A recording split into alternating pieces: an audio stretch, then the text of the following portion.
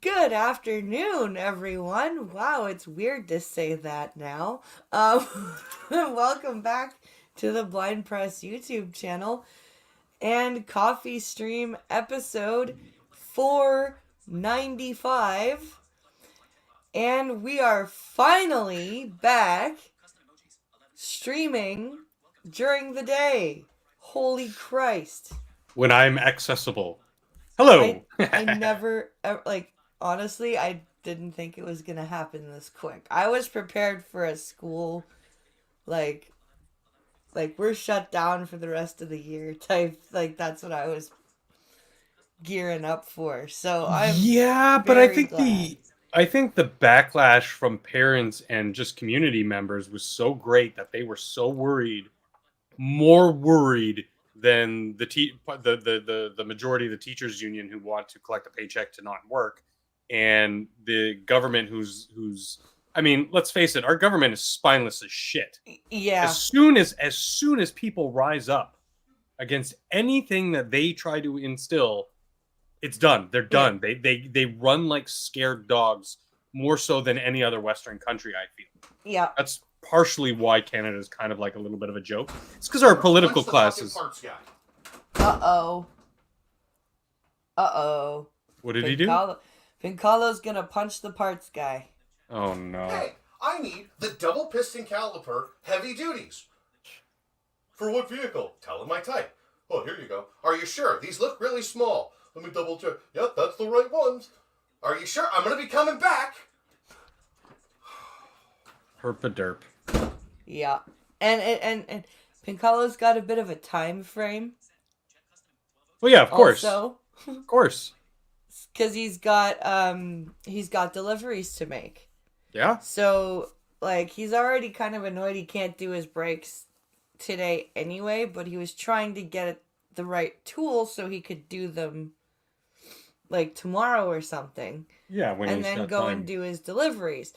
So, but he and I guarantee you the parts dude, when he was asking if he was sure, parts dude was probably giving him fucking attitude. It's like, oh yeah, yeah, I'm sure. You know what I mean? Like I'm sure he was doing that. You know that. And I bet he's one of those pricks that goes, the customer doesn't know what he's talking about. Yep. I know what the customer wants. Yep. Yeah, yeah. Pull him out. I can see asked, that. well, let me double check. Yep. I can see that, but I mean, with the way that his society has been constructed by these global You know, I might just elites, say, fuck it, and fucking everybody's parts, like just put it in the super shop. I know hyper once, specialized granted, in there. new fucking brakes when it cost me $300. Yeah. But fuck. Yeah. Everything's got to be super hyper specialized and like blah blah blah blah blah. That there's a whole lot of people who are in these industries, whether it's retail, like automotive retail, or whatever. It doesn't matter. They know nothing about what they're doing, No, they don't. and that's a Yeah. huge chunk of especially retailers. It is. Oh, And everyone's the retail chipping in chains there. and the owners don't really seem to give a shit. They don't. There is no more small mom and pop auto parts store. They're all, I don't know, what's a big one? Part Source? That's it. Actually, No. I think that's where he was at. Was Yeah. part or Yeah. no? It was it Canadian Tire or Part Source you were at? Huh. It was Part Source. Yep. See, I knew it. No, it depends on who you talk to at Part Source. Usually the chicks are fucking smarter. Yeah. Because they've got something to prove. Yep. I feel. They're probably like, you know what? I don't want to fuck this up. I'm going to actually know about some of the stuff that I'm selling and doing. And, Yeah. Some of these people, I don't want to, differentiate, any sort of other division other than the workforce as a whole. A lot of people are just thrust into positions just to collect a paycheck, and they're just, Yeah. and that can't function in a structured society where everything's got to be hyper specialized, right? Like exactly. Pincalo's gonna do the work himself, right? Not I even think fewer he people wants- today Yeah.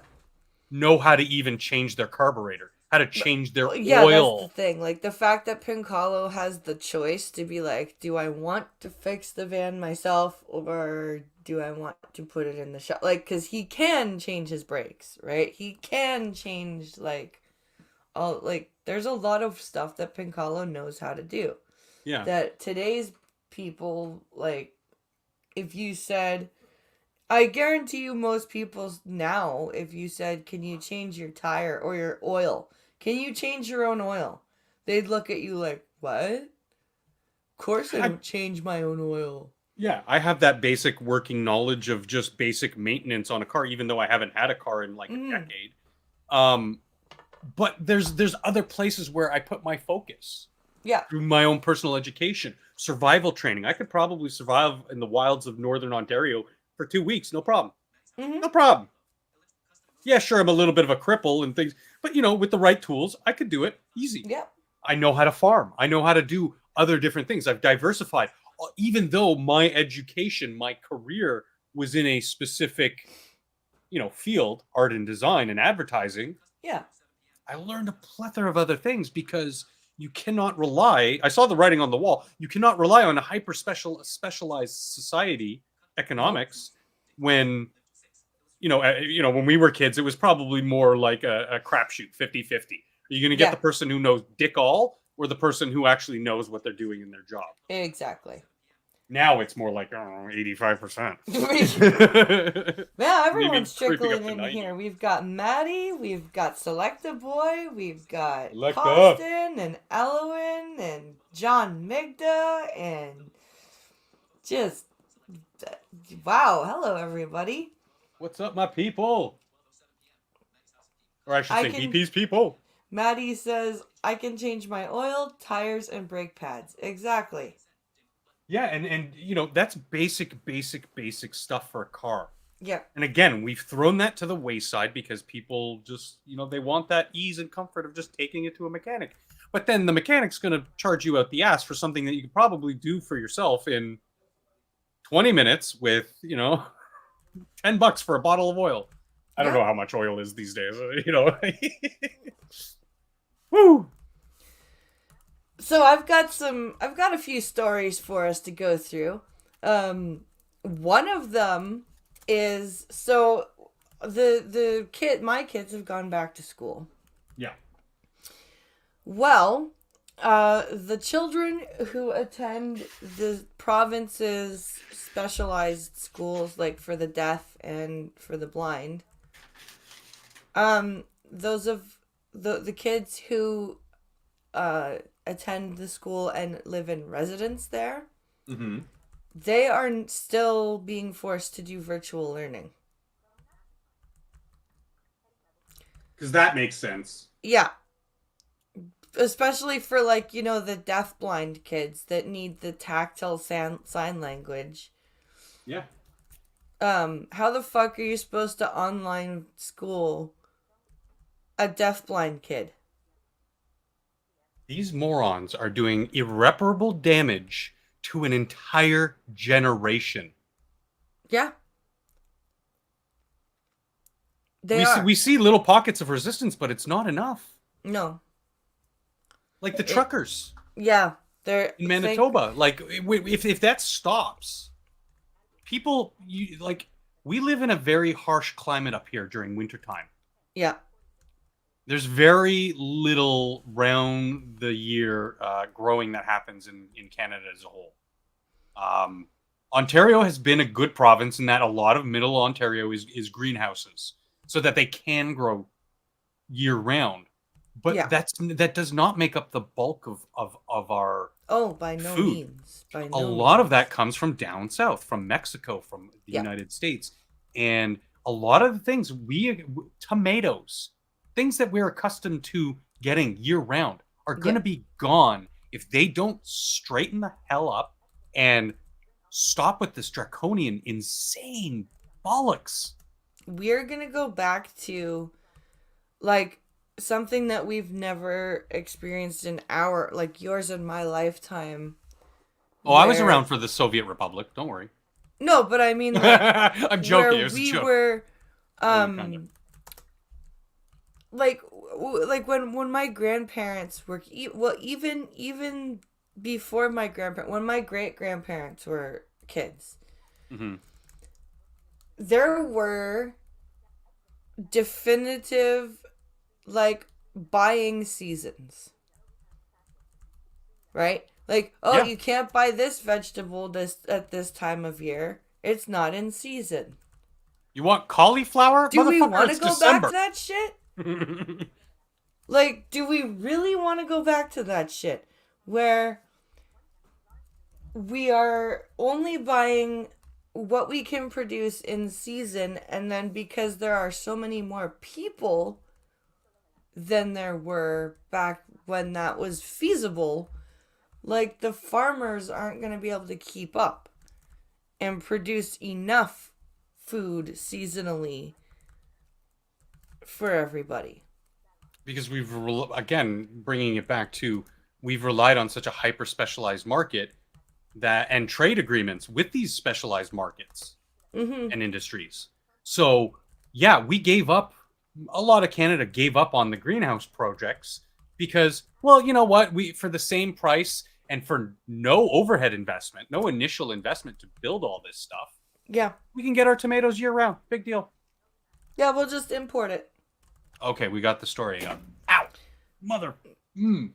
I just Oh, nicked don't. my knee I in the heard desk. that. That sounded fucking That was painful, my dude. that was my bad knee. They're both Oh, bad, but that was my even bad knee. even better. Um so this is a little bit of an it's from the 14th of January, but it's still relevant. Yeah. So no return to class date for some students living with disabilities. So there's one school for the blind, and they serve blind and deafblind, and people with or blind people with other, like, say, intellectual issues. And then there are three, I believe, schools for the deaf Right. in Ontario. So for all of Ontario, which is a really, really big province. Aren't we the largest province? I think we are. It's either us or Quebec, both Yeah. by population and by just sheer mass. So there are only 4 schools that cater to deaf and blind students. Yeah, and I heard it's pretty hard to get into them sometimes. It is. Yeah. Oh, Fury Kitten's here as well. Hello, Fury Kitten. Hey, kitten. So while students across the province are gearing up for return to in-school or in-person learning on Monday, meaning the 17th, students at the province's schools for the deaf and blind are being forced to continue virtual learning. Because, fuck the disabled people, I guess. I don't... Lodging and residences at Ontario's provincial schools, which focus on providing academic and life skills to students who are visually impaired and hard of hearing, will stay closed until at least January 31st, 2022, according to a memo obtained by City News. So, and this is, and they gave them this information by, I think it was Thursday before the week before the 17th. So like the 14th or 13th or whatever. Yeah, it was something stupidly close to 13th, yeah. Yeah. So like this is like, he's already closed all of the schools, like the specialized centers for severely autistic children.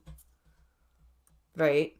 Yeah. Now he's got, we're going to keep the residences closed, which, by the way, about 70% of W. Ross McDonald, which is the school for the blind, 70% of the students are residential students.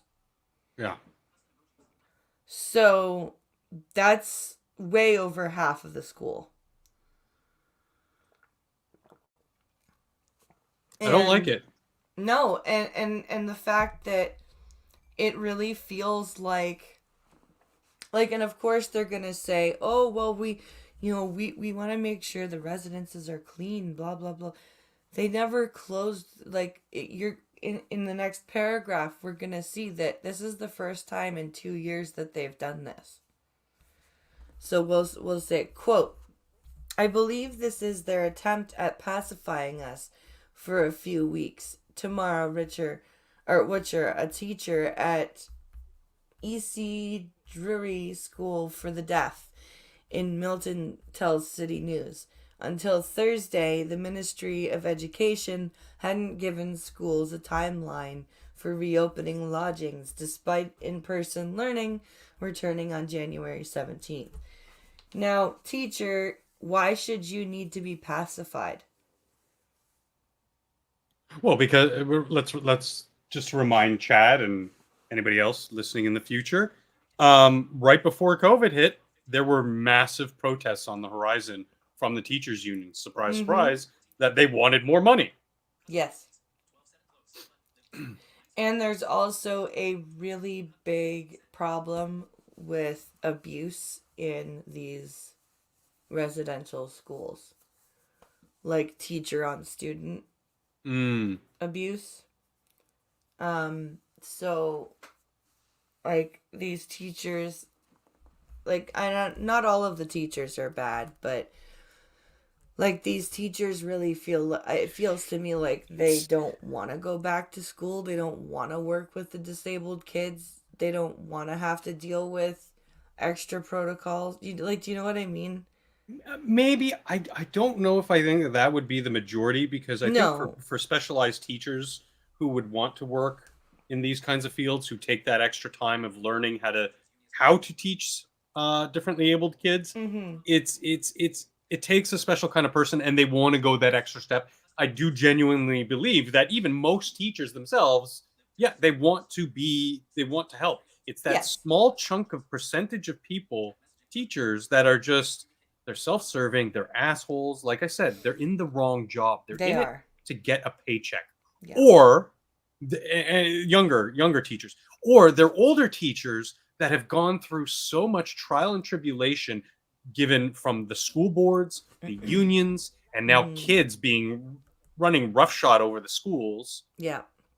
And doing whatever the hell they want. And yeah, the assault and abuses go both ways. It does. It does.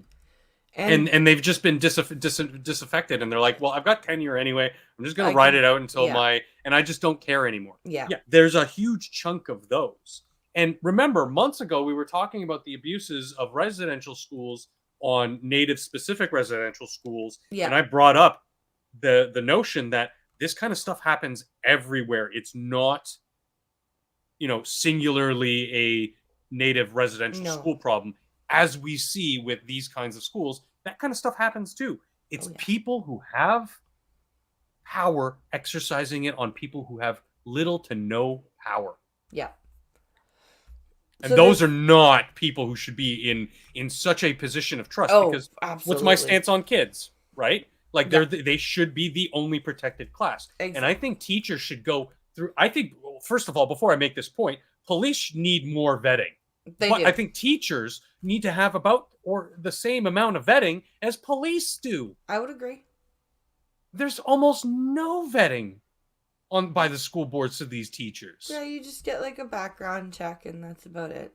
Are you able to slog through your first 4 years as a TA? Well, then, bang, boom, you've got a teacher's position. You might not get full-time. You might be a substitute or whatever. But you slog it long enough, you're going to be in the system. You're going to be collecting a paycheck. And it's so wrong that people can just slip into that. That's why, public education has been such a boon since Roman times. Yeah. But like anything, it is so highly susceptible to corruption and infiltration by bad elements on all sides. Yeah. And we've done nothing to secure it. So Sorry, I this went on a carries- little bit of a ranty rant there, but That's you know me okay. and kids. I don't That- even have my own kids, but I'm so overly protective of the institutions that are there to give kids a better chance in this Oh, world, yeah, and of I course. love that. I get So passionate about something. This carries on to say, quote, "We have students whose parents have moved to the province just so their children can go to these schools," Yeah. said Drew Finnecane, a student support counselor at W. Ross McDonald School for the Blind in Brantford. He Because noted- these are some of the best blind and deaf hard of hearing schools in North America. Oh, yeah. Oh, Just in yeah. case anybody in chat doesn't know, like these are prestigious schools that are well known. That's why you have people flocking from not only out of province, but Out of sometimes country. they will send kids up from the States Yep. to go to some of these schools. That's Yeah, why they're if so they hard to get can't, into. if the kids in the States can't get into like Perkins, Yeah. for example, they'll come up here to W. Ross. Or I've like had a if couple they- friends who've gone. I think it was McDonald, Yeah, and I mean, just as a young person, being a little bit ignorant, not really having firsthand experience with many deaf people, I was like, it was a kind of a culture shock because it was like, oh my god, these kids are living by themselves. You know, later went on and was like, you know, colleges and stuff. I'm like, I was amazed because, yeah, in my ignorance, I was a little bit, I don't want to say bigoted, just unsure. I didn't know how a deaf person watches TV or listens to music, as weird as that sounds, or how, you know, they learn to cook when you can't hear the sizzle, or, you know, just little things. Yeah. It's not really a bigotry. It was just an ignorance. And I was just like, these schools did so much for these kids. And I saw it in real time. I was like, gee. Yeah. You barely. I knew quite a few you know, air quotes here, fully abled peoples. Yeah. Who don't know how to cook or clean or My ex-stepmother is one of those people. Sorry, I derailed us again. No, it's fine. I'm just happy to be back here with you on Wednesday, Canadian Wednesday, so in the afternoon when I can join you and we can just be Canadian chuckle heads. I almost said great. a nasty word. I'm so glad to be streaming when I'm not fucking dead. Yeah. After, like, stop yelling at your brother. Get off your brother. Get off your... Go, just be apart. Put be that apart. in your mouth. Yeah, pretty much. So this says, quote, "Students need to learn both basic and complicated skills to be able to live independently beyond school," said Witcher, who is herself a graduate of Belleville's Sir James Whitton School for the Deaf. City gathered Witcher's statement via email as we were unable to secure an ASL translator for the interview. Oops! Oh, man. Womp womp. We don't want to do it! COVID! Quote, "Many families in their homes do not have all the devices and resources to help their children learn the skills that they need to be able to live and work independently after they graduate," Witcher wrote. Quote, "Most of our students are capable of living independent lives. They just need to learn how to use the right resources, tools, and training." Yeah. And like a lot of these tools and resources, especially for like if you're deaf or deafblind, like that shit is expensive. Right? And sometimes the only way to get access to these things is through your school. Yeah. And if you can't get access to these things because your school is closed, like, what's your family supposed to do? Like, and I mean, much they can do in a lot of cases. Some of these devices you could buy a car for the price of these or devices. down payment on a home. Or the down payment on a house. Like, and this is not exaggeration. Some of these devices not at all. are This is stupid expensive. Yeah, I mean, even just looking at some of the prices when I, needed a walking aid, it's just like, wow. And then just out of morbid curiosity, looking at things like, yeah, things for around the house, Mm-hmm.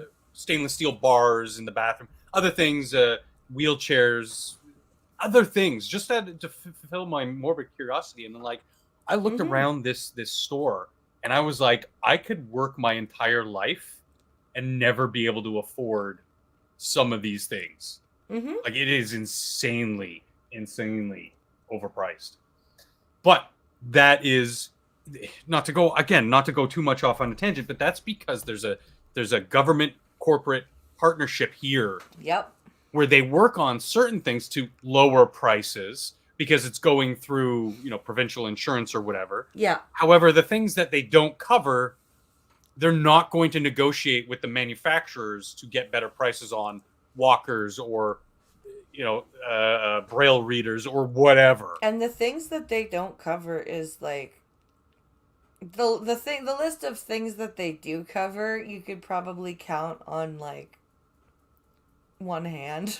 You know what Yeah. I mean? Like the list of stuff that would help, like, and could be life saving. They're like, nope, sorry, we don't cover that.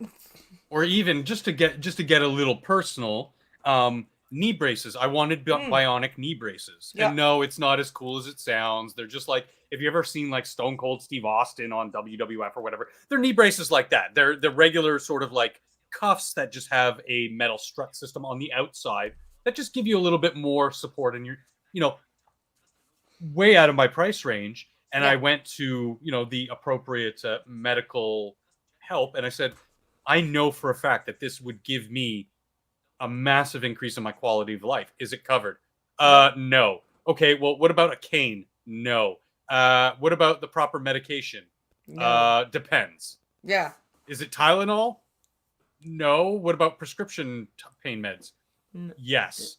Okay, and of those prescription pain meds, what can I get? Oh, all hyperly addictive yeah. narcotics? You can Like get synthetic heroines? oxys and Great. And Percocet again, and why is that BP? Because hydrocodone. they have that government private partnership Yep.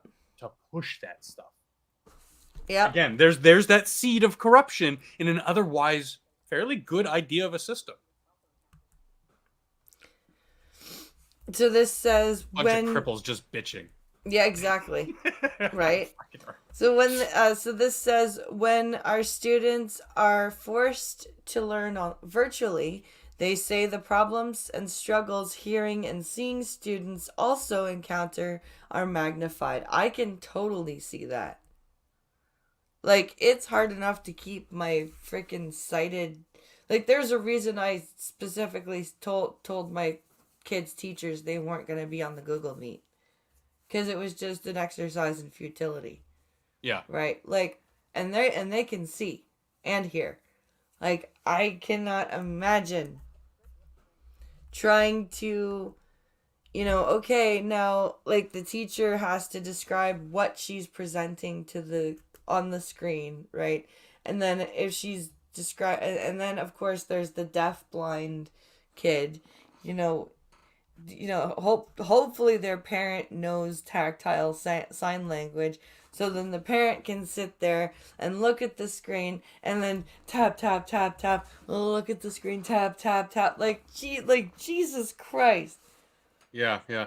And Furry Kitten brings up a good point related to what I was just talking about. They say it seems that they are teaching better skills to the deaf and blind, etc., living independently than they are teaching the able people, quote unquote, able people. Most kids have difficulty making a pot noodle or cup of tea, and you're not wrong. I have constantly been harping on this on Minions and Saturday nights of how we need to be teaching personal finance again, home economics, how to cook, basic Mm-hmm. skills.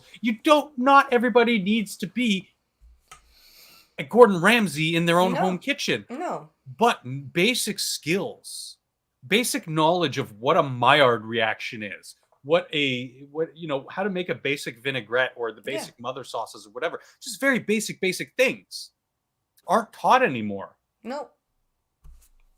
And if that is something that teachers unions want to get behind and say we need more funding for that, I'd be like, yeah, okay. But no.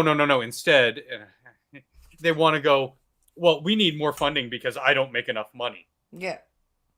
Wait, what? We need more But aren't iPads. you the same assholes who demand that you have diversity and equality inclusion in your curriculum, costing you millions each year? We're not getting paid enough. Also, we need more iPads in the classroom because we really don't actually want to teach. We want the kids to. But that's something I can get behind. But because introducing them to how to use technology to learn. But I see, like, I keep hearing. But they just want to give it to them They're just like, here, go play a math game. Yeah. Here, go play a word game. Which should be a treat. It shouldn't be a No. curriculum.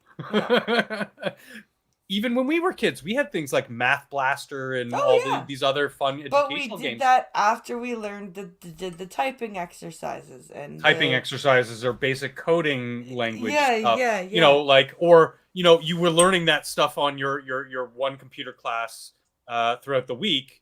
You know, Monday, Tuesday, Wednesday, Thursday. But then on Friday, it was like you looked forward to that computer class because what are we going to do today? We're going to play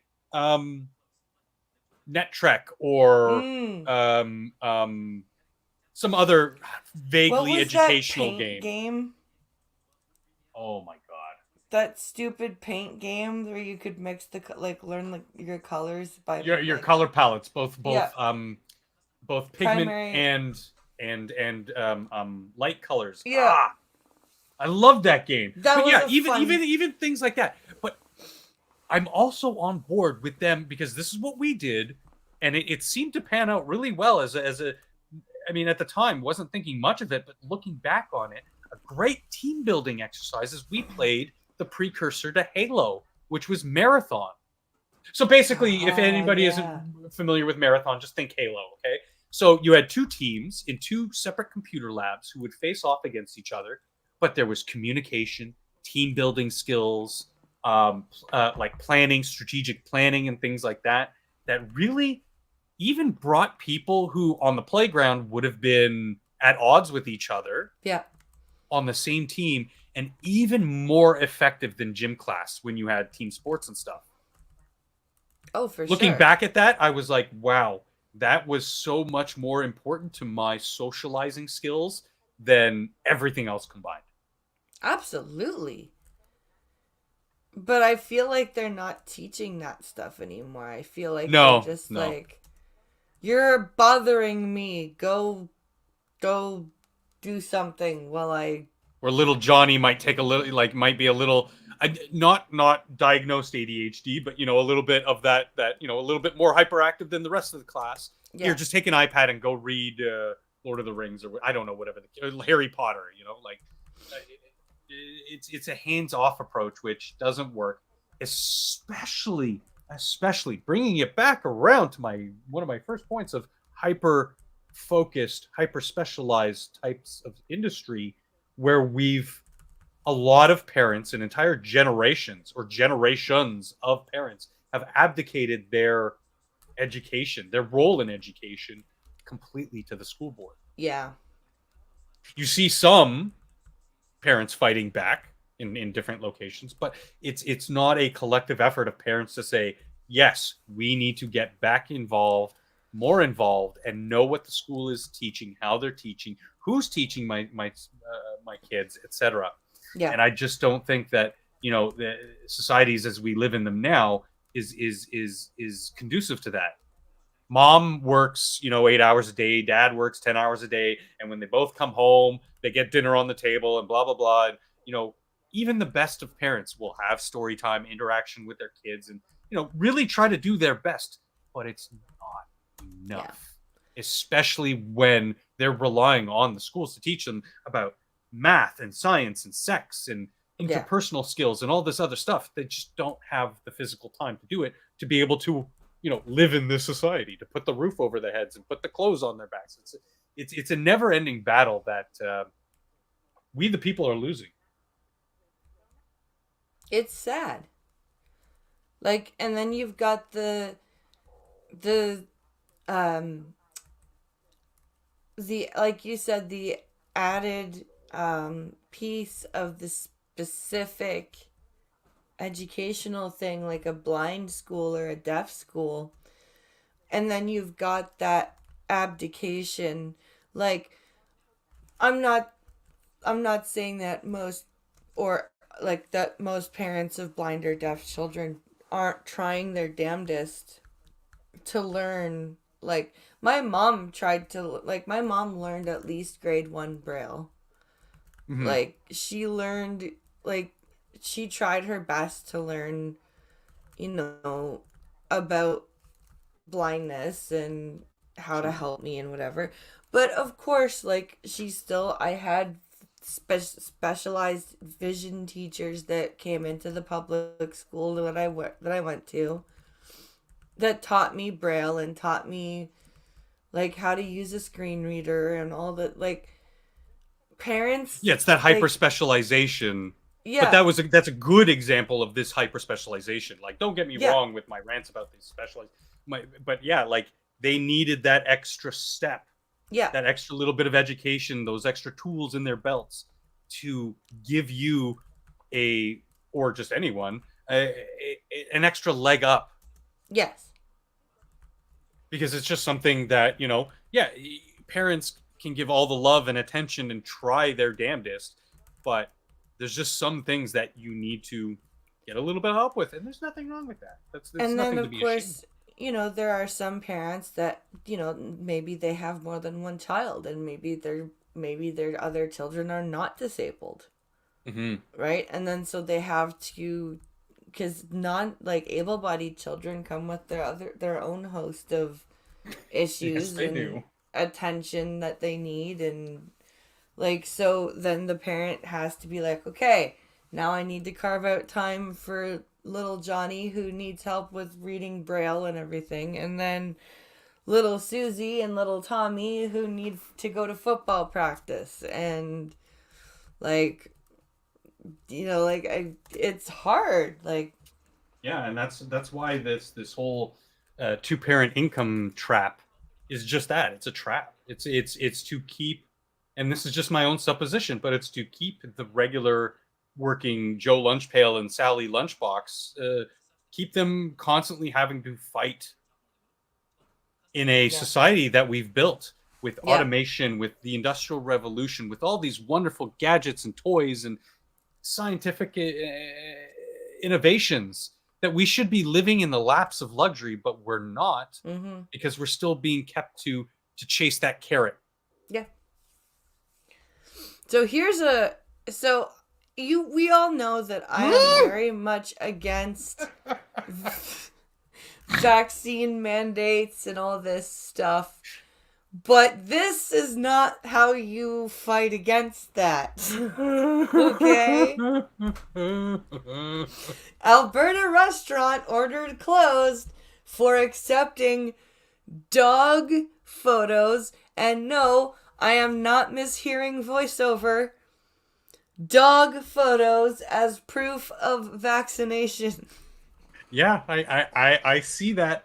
It's not shitting you. It's not lying to you. I am not Owner wasn't mishearing. acutely aware that this was happening. Yes, the owner was acutely aware. So, a locally owned restaurant in Alberta was temporarily shut down after investigators dined indoors by presenting a photograph of a dog. Do you have your vaccine certificate? Oh, why, yes, I do. Isn't my corgi very beautiful? Look, see, here's my corgi in my purse. Oh, well, that's a very nice picture, ma'am. You may now dine here. Thank you for your proof of Kind of vaccination. seems like a little bit of entrapment that the investigators went in there under false pretenses. But I mean, I'm gonna look past that and just say, whoever was in charge of that policy, that lowercase fu to the government and these damn lockdowns. Yeah. Bravo. Bravo. Sometimes it's the little fights that matter. Anyway. Hello, Mitchell. Welcome to the school. Or to the show. School. To the school. We were talking about school for the last half an hour. AHS, so Alberta Health Services, received complaints that the Granary Kitchen in southern Red Deer allowed patrons to dine in when presented with a photograph with a dog in personal identification.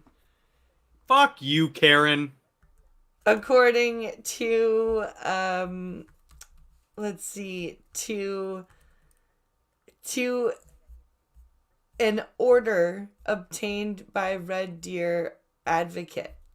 Who is this person? This is crazy. Like, I mean, I don't, like I said, I don't agree with being forced to show proof of vaccination to eat inside a restaurant. But I also, I don't know, you should have just left it alone. This is just funny. The complaint was backed up by 2 independent test shoppers on January 11th. Oh, so that was kind of entrapment. If you send in test shoppers. So legislation against kitten pictures. So no legislation against kitten pictures. Well, you could try it, Fury.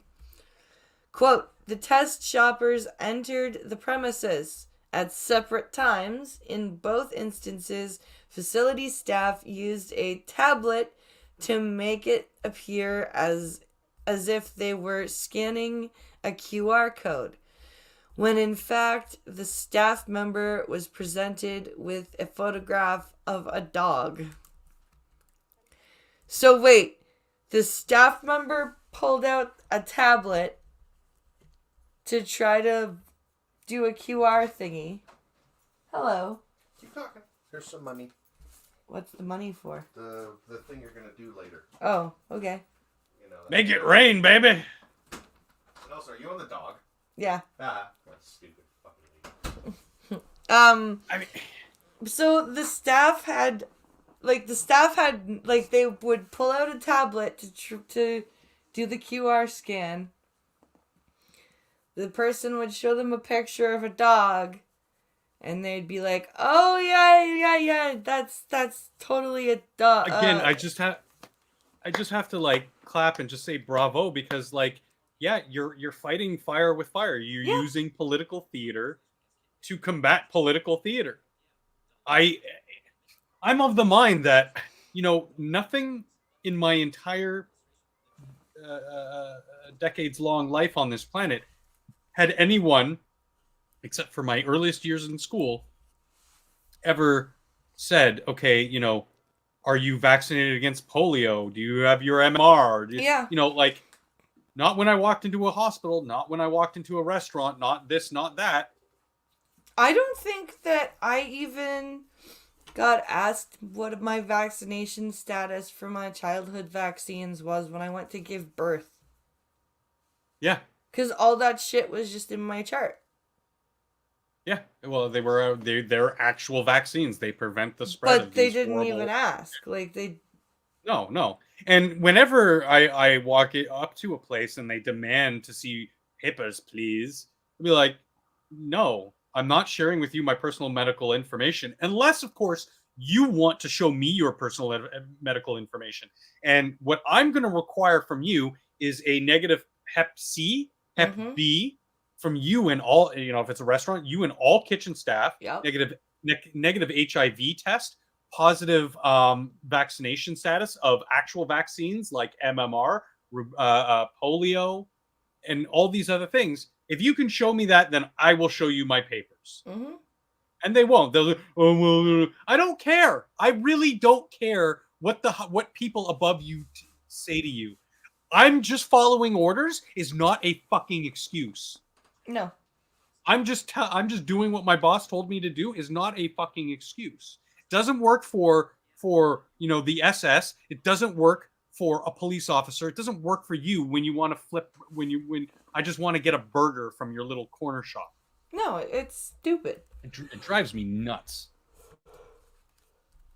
It's And all things considered ridiculous. of these little types of mini protests, this is still one of the funniest. This is just Oh so yeah, funny. this is the funniest. This is the funniest one. So it says, quote, the staff member then proceeded to ask the test shopper for personal identification and offered dine-in services, states the order.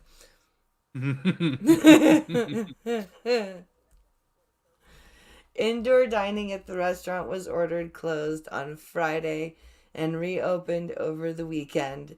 The owner, Patrick Mulkin, told the National Post he said it wasn't company policy to accept pet photos to dine indoors and that he, quote, wasn't acutely aware this was happening. Wasn't acutely aware, huh? Uh-huh. I wasn't acutely aware.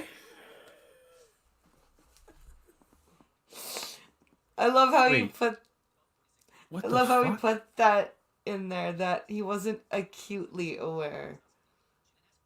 He goes on to say, we investigated, we did everything in-house, and like I said, this was just a very simple training issue on our side, said Malkin. We just hadn't trained one or two of our staff exactly on what they needed to do, so we've done that, and now there's no issues. Bullshit. No, I'm calling bullshit right now.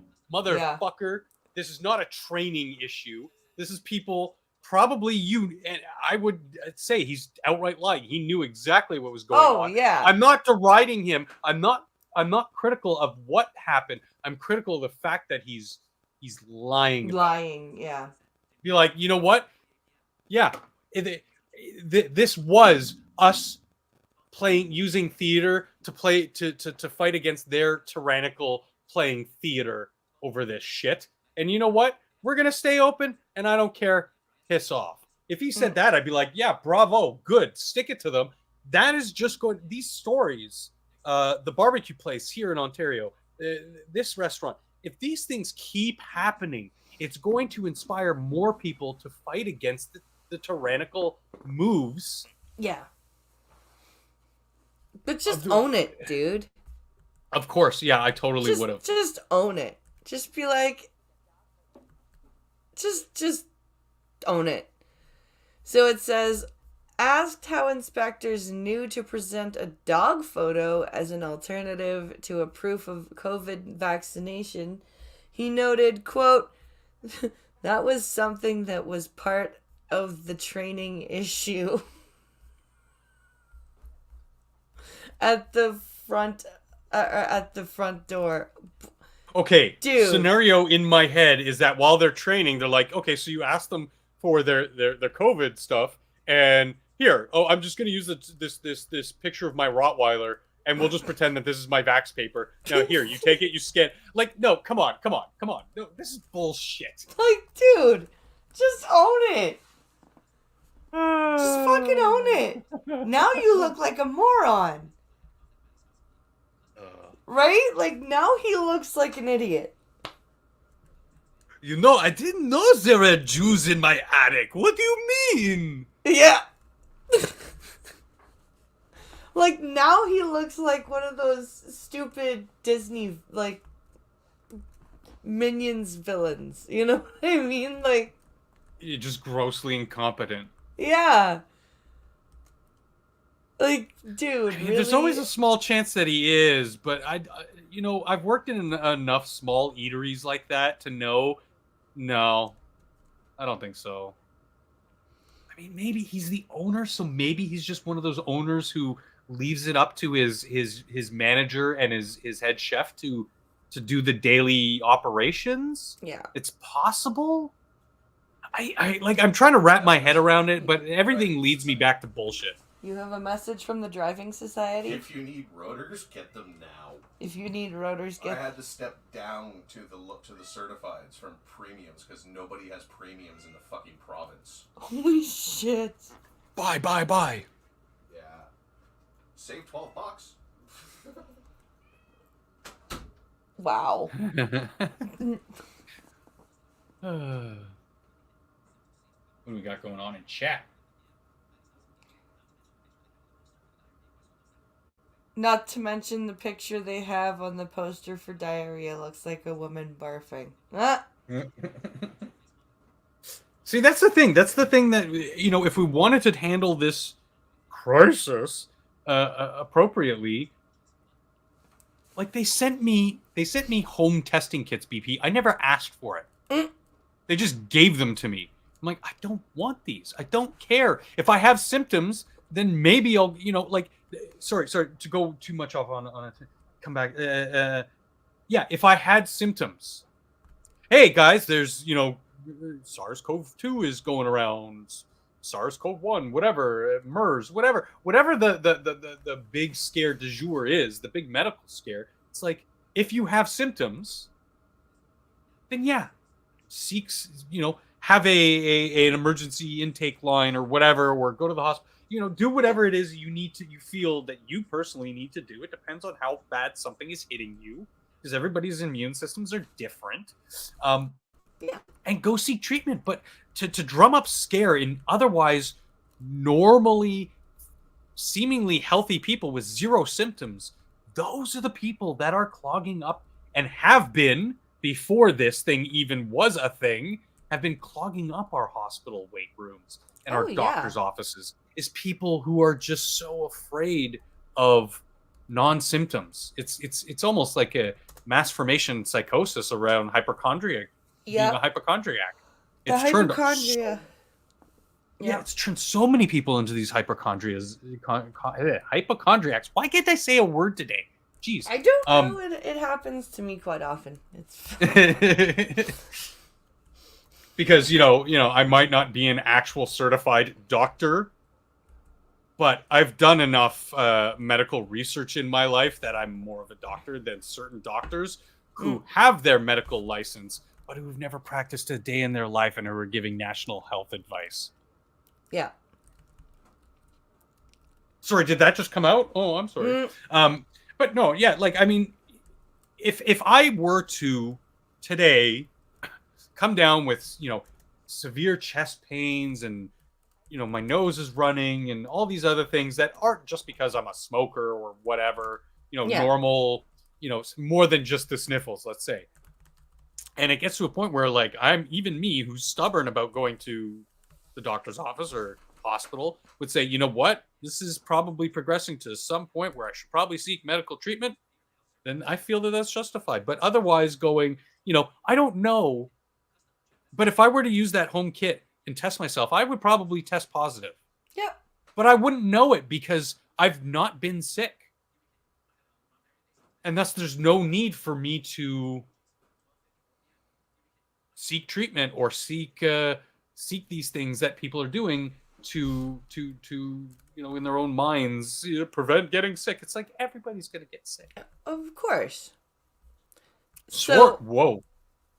Swords. Cops disarm sword-wielding woman in Oshawa. Oh, the Schwa. The dirty shiggity. I used to live in Oshawa, and for anybody who's not familiar with Ontario, it was an old, or it's a, I shouldn't say old, it's actually fairly young compared to most things. Yeah. Small city just outside of Toronto that was built around GM. Was it GM or Ford? I can't remember. GM, I believe. No, it was Ford. Was it Ford?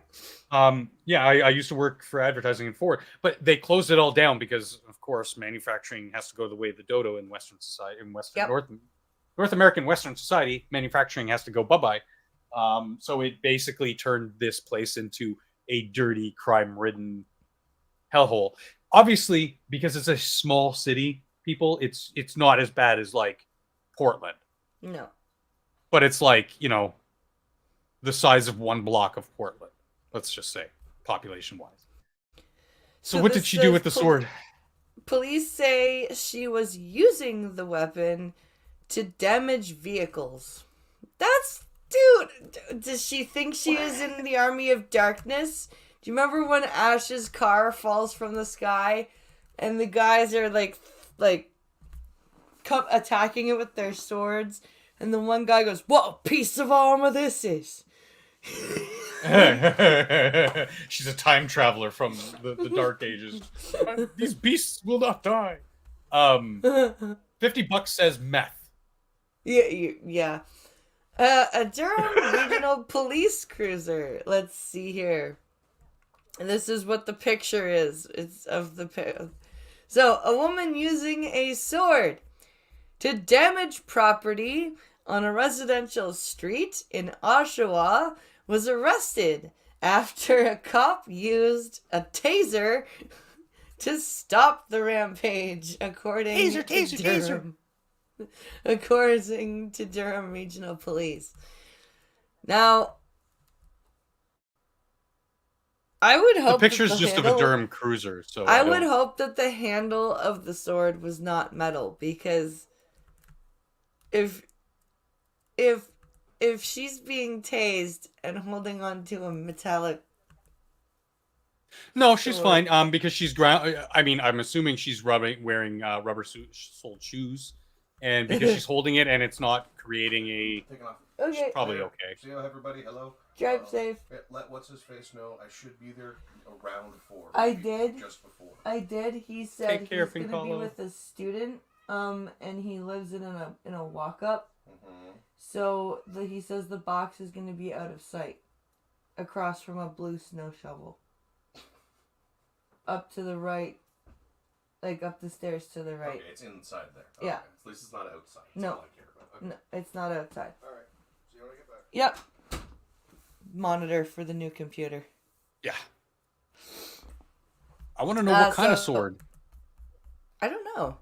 So it says, police say witnesses reported seeing a woman at Center and John Streets damaging parked vehicles with a large sword. Well, what kind of sword? Was it a broadsword? Was it a claymore? Was it like one of those mall katanas that couldn't poke through butter? Right. On Sunday. Inquiring minds need to know. Yeah, at 9:30 p.m. So she was Sunday night. getting her pre-snowstorm exercise. I guess. Is what she was doing. I don't know. When she failed to respond to an officer's command to drop the sword, police say he used his conductive energy weapon. Is that what you're calling it now? A conductive energy weapon? To disarm the suspect, who was then arrested. The 39-year-old woman was taken to a local hospital for an assessment and was medically cleared. She has been charged with possession of weapons, dangerous and... Weapons dangerous and fail to comply. It's a weird thing in Canada with weapons laws. Yes, I can walk down the street with a sword. As long as I'm not... or a weapon, I should say. Not a firearm. That's something completely different. We're talking bladed weapons or blunt weapons or, things that are...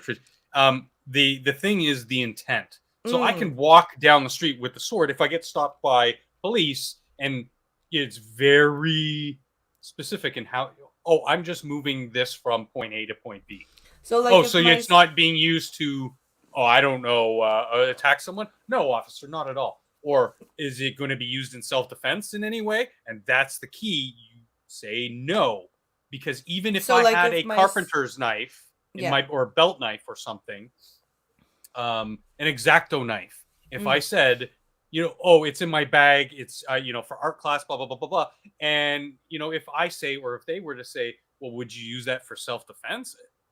And you said yes, that is now a weapons dangerous classification as opposed to weapons possession, which is generally thrown out. So in this case, it's actually, I mean, obviously she's attacking people's property. You don't actually have to attack a person for it to be weapons dangerous.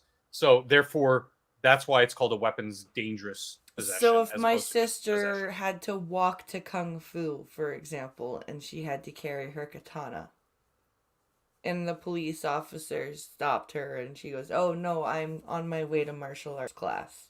And just very important that you deny that it would ever be used in And self-defense. this is not a self-defense weapon. This is just a practice, like, show like a show piece. Otherwise, you're like, fully clear to literally walk down the streets of major cities with a sword, a broadsword on your back, or whatever, a katana on your hip. Again, it obviously you would be harassed by people, and people would be like, oh my god, and freak out, and you get more harassment than it would be worth.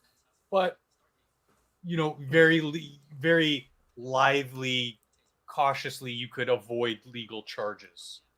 But again, it's not worth the whole hubbub about it. It's funny because I researched this because I own several weapons, and I just want to make sure what's within the bounds of the law.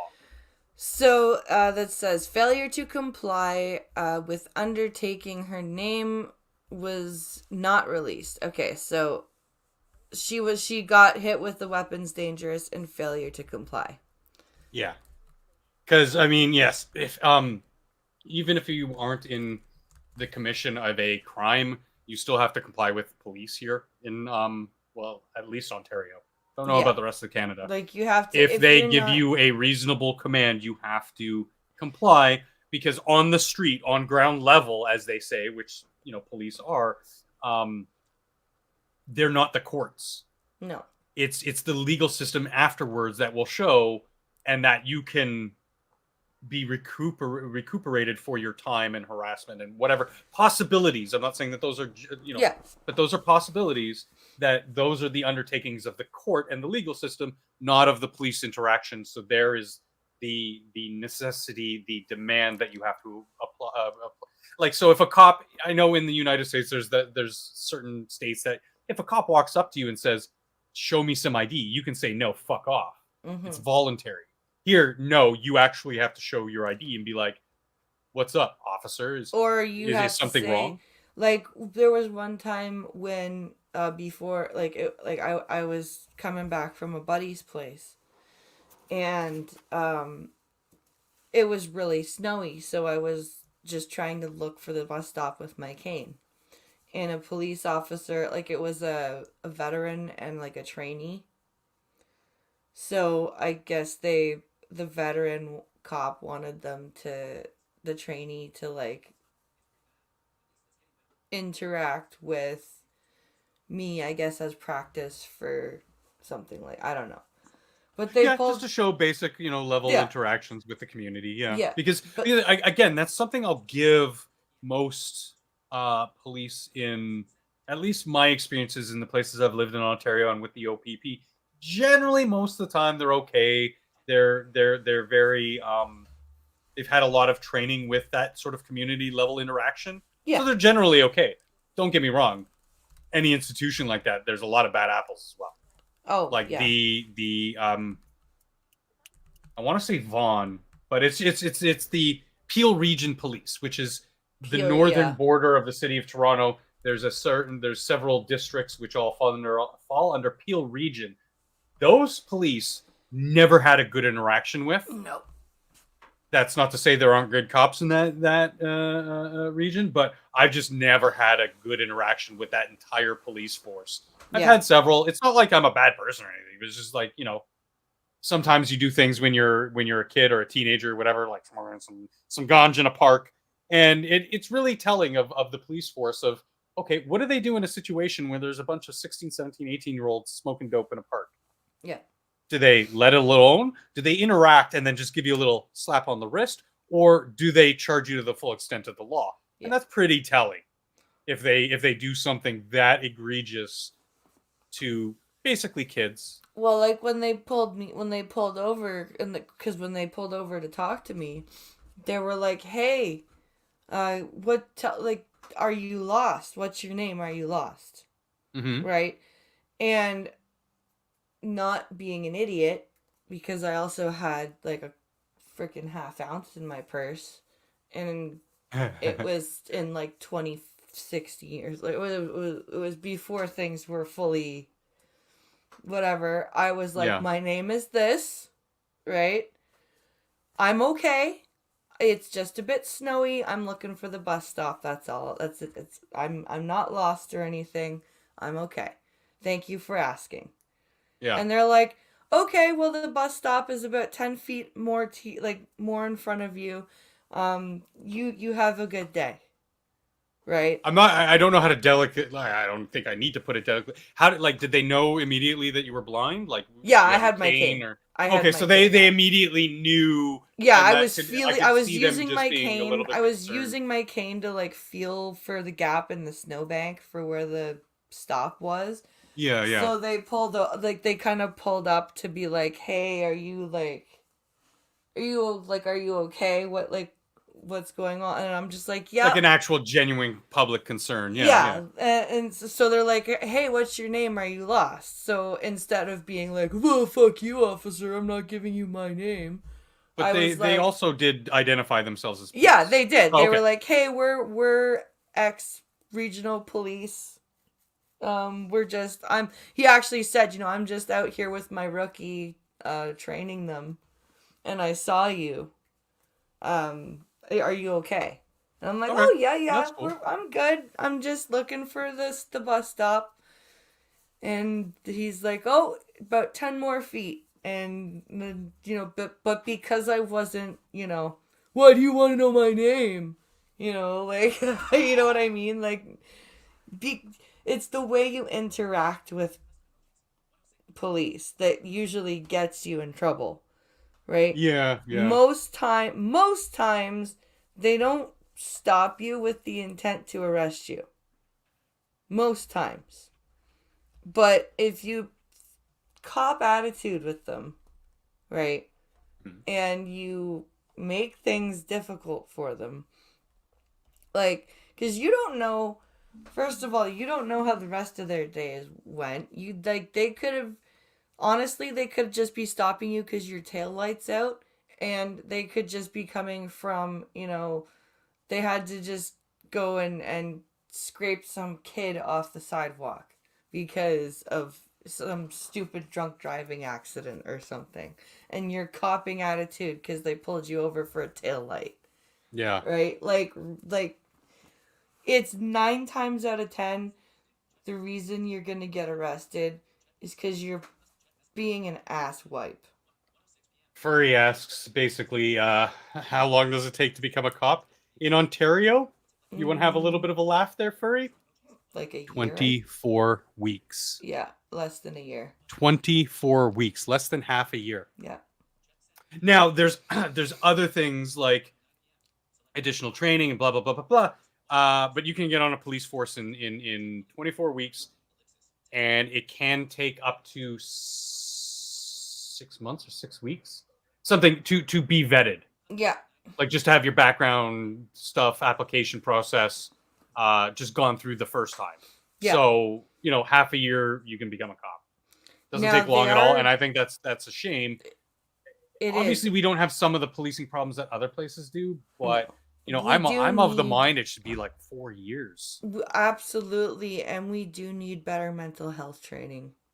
Well, that's For why I'm police. saying 4 years. Like there should be it should just be like any post-secondary school Yeah.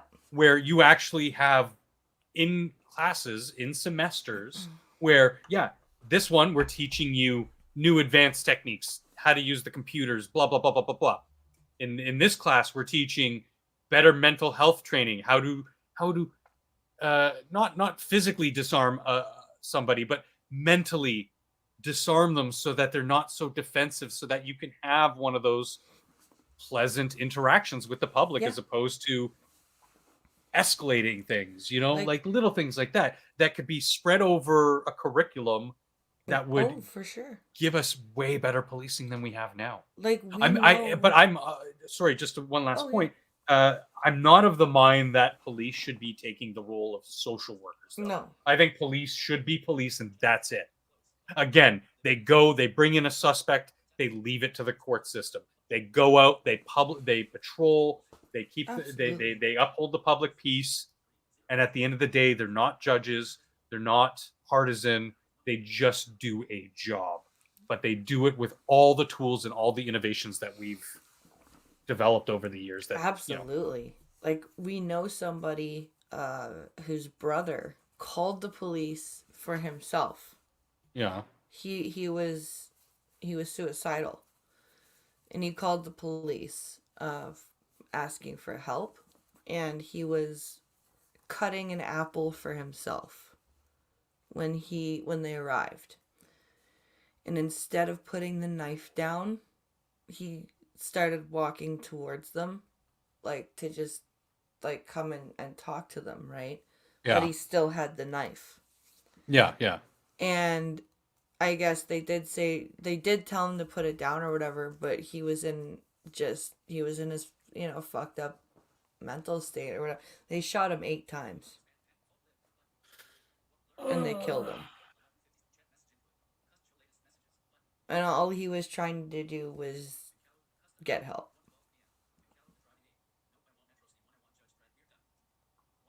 It's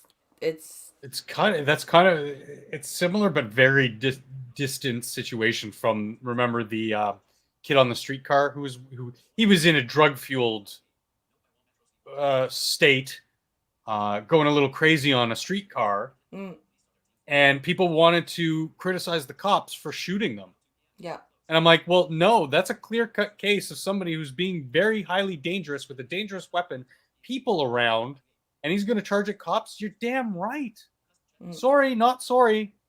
Yeah.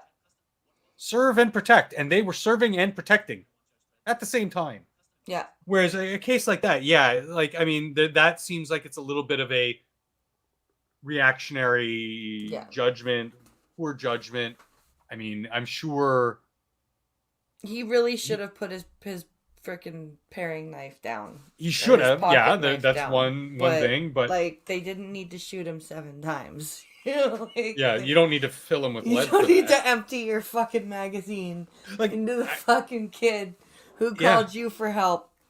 That's not like almost kind of. It's sad to say, but it almost kind of sounded like that was he got the help that he really truly wanted, was death by cop, and he got it. Yeah. Yeah, Pinkala is saying basically what I said. It was the one officer that responded to him, and he put the apple down, but he didn't put the knife down, and he should have put the knife down, and he shot him 8 times. Yeah.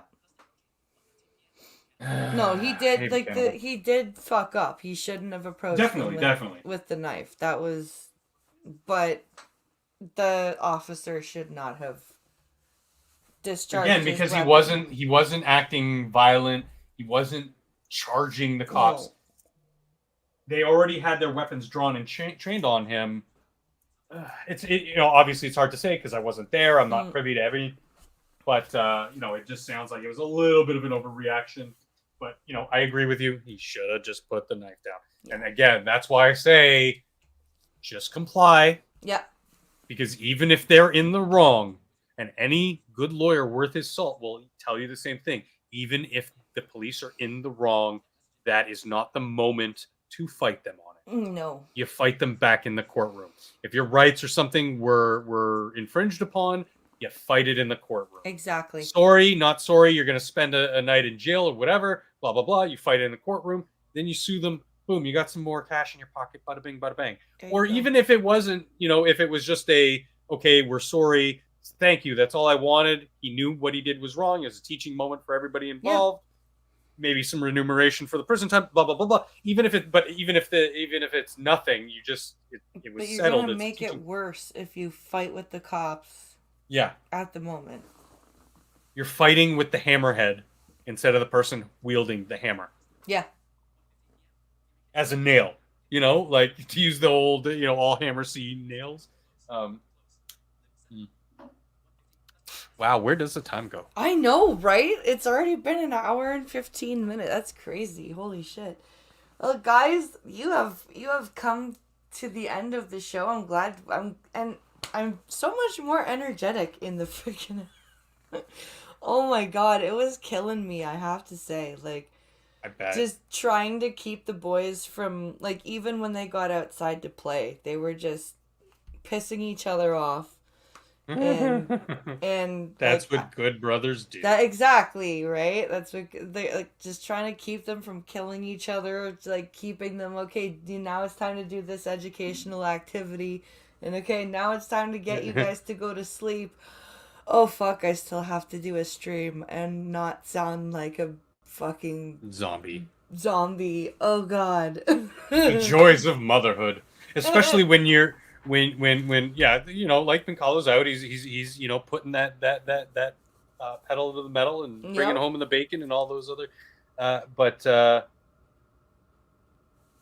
you're there with two boys. Yeah. Two boys. Oh man, I was a young boy, and I'll tell you, I gave my mom shit. Well, my And oldest. most boys out there, it's just how we're wired. Yep. And it's something just so complete. I could never tell you what it's like to be a girl or a No. woman, but I can tell you what. Well, my oldest. Oh. Hold on. I'm coming. My oldest. But yeah, like you can't. Like I could never imagine what it's like. I can't tell you what it's like to be a boy. I hit my F5 right? key. Oh, that's okay. Like I can't tell you what it's like to be a boy. Just like you can't tell me. Like You can observe it. oh yeah. You can see some of the dumb shit that they do, not only to themselves, to each other, but the to each environment other, yeah. around them. Yeah. But you will never understand the thought process. Hell, even we don't understand them most of the time. It's just Yeah. how we're wired.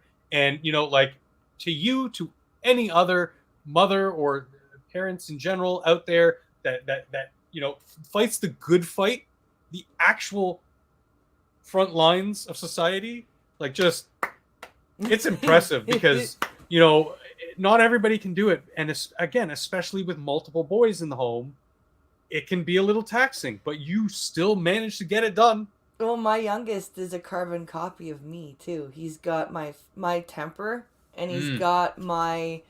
You can't punish this kid. Like you go to punish him, and he's like, oh well, whatever. Yeah. You know, like, and that's how I was. Like my mom, I'm doing this. You're grounded from this. Meh. He's got that attitude and a boy brain. Shit, Yeah. you're fucked. Yeah, I'm just like. When he turns 16, you're just. I know. Fucked. I'm just like, oh my god, what am I gonna do? He's a teenager. What the fuck am I gonna do? And then my oldest, we've introduced him to gargoyles. Oh, nice. Yeah, he loves gargoyles now. He's obsessed with gargoyles.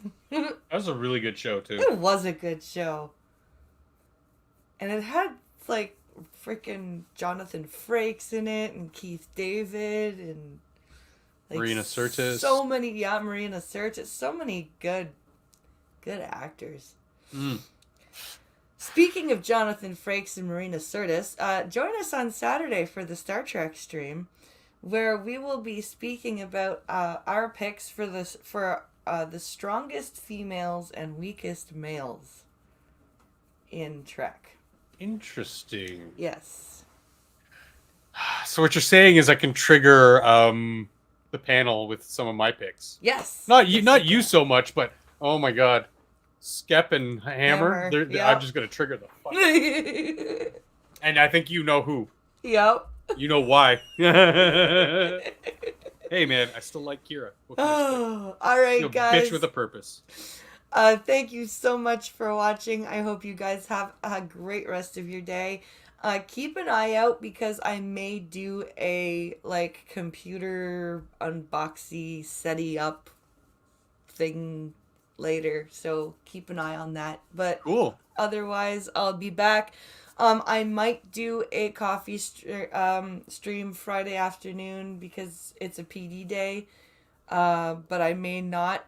A PD day is professional development day, so the kids will be home because the teachers are writing out the report cards and all that. I believe you Americans call them a PA day. Yes. And then I also have some important, appointment in the afternoon, so I may not do a coffee stream on Friday, but there will be a Star Trek stream on Saturday and Twitch streams on the weekend as well. So join me for that. Thank you for watching. Thank you to Functional for joining me. It was great having you back. And great being back. Thank you for having me again. These are always fun. Oh, of course. And we will see you guys later. Have a great one, you guys. Thanks for watching. Jolan True. Gotta bring Where's it back. The end button? Where's the end button? It's the end of the stream as we know it. And we feel fine.